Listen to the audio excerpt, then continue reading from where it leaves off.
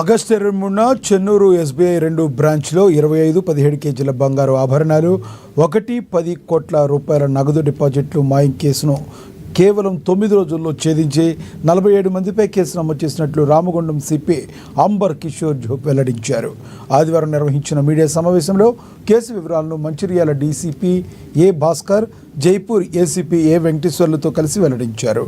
నగదు మాయంపై bank regional manager Ritesh Kumar Gupta ఫిర్యాదు మేరకు కేసు నమోదు చేసినట్టుగా చెప్పారు. దర్యాప్తును వేగవంతం చేసేందుకు 4 పోలీసుల బృందాలను ఏర్పాటు చేసినట్లుగా తెలిపారు.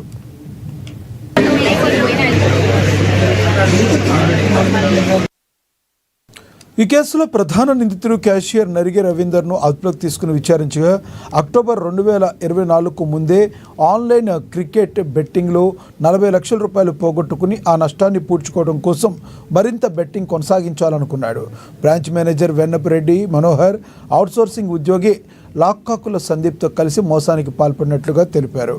బ్యాంక్ కరెన్సీ చెస్ట్ యొక్క తాళం మేనేజర్, క్యాషియర్ సంయుక్త ఆధీనంలో ఉండగా మేనేజర్ వెన్నపరెడ్డి మనోహర్ తన తాళాన్ని క్యాషియర్కు ఇచ్చినట్లు తెలిపారు. వీరి సహకారంతో బంగారం నగదు దొంగిలించేందుకు పథకం రూపొందించినట్లుగా వెల్లడించారు.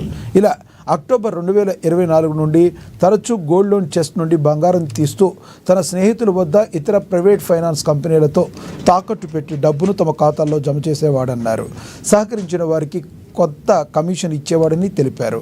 ఇప్పటి వరకుగా నిందితులు 10 ప్రైవేట్ గోల్డ్ లెండింగ్ కంపెనీల్లో 44 మంది పేర్లపై 142 గోల్డ్ లోన్లు తీసుకున్నారని స్పష్టం చేశారు. బంగారం తాకట్టు విషయంలో ఇతర బ్యాంకు మేనేజర్ల ప్రమేయం కూడా ఉన్నట్లుగా ఆయన వెల్లడించారు.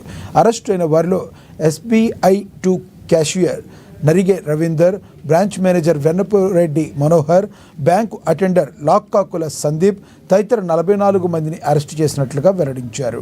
బ్యాంకు దొంగతనం బయటపెట్టడంతో బ్యాంకు ఖాతాదారులు తమ బ్యాంకు డిపాజిట్లు, తమ బంగారం తమకు కావాలని గత వారం రోజులుగా బ్యాంకు ముందర ఆందోళన నిర్వహిస్తున్నారు. బంగారం, నగదు, డిపాజిట్ల భద్రత కొరకు ప్రజలు బ్యాంకులను ఆశ్రయించాలని కేంద్ర రాష్ట్ర ప్రభుత్వాలు తెలుపుతుంటే, మరోవైపు బ్యాంకు ఉద్యోగులే దొంగతనానికి పాల్పడటంతో ప్రజలు అయోమయానికి గురవుతున్నారు.